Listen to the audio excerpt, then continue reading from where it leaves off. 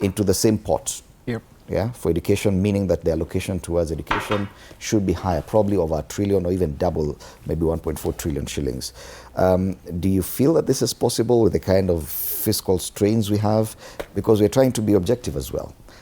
Is it objective to spend 1.4 trillion shillings on education alone?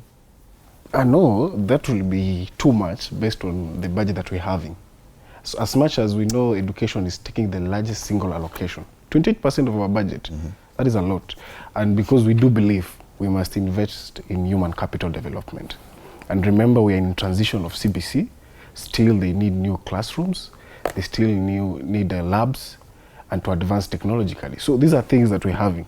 Remember when William came into power, he made a promise to employ over 100,000 teachers, and he did that.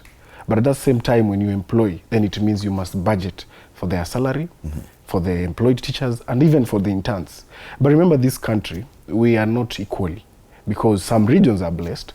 Some regions like Tana River, Wajir, Marsabit, Garissa, they have, when you go to one school, actually, I remember when I was there, I had a chance to go over 50 kilometers from one location to another to see a primary school. So these are challenges that we're having. Then it means that we need to invest so much to our young people, because this is where we develop their human capital, and this is where we strengthen their future to become very competitive. But remember, education is an equalizer.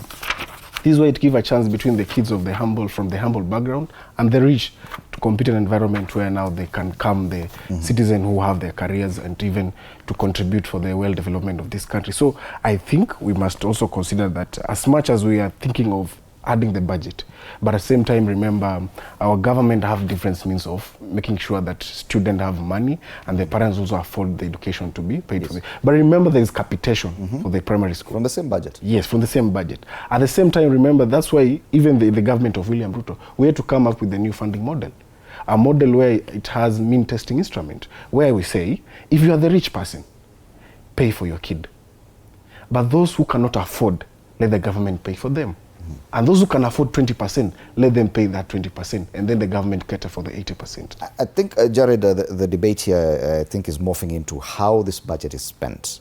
From the same budget, there's the employment of teachers, there's school capitation, and there's a lot of controversy around this, even with that discussion on boarding facilities.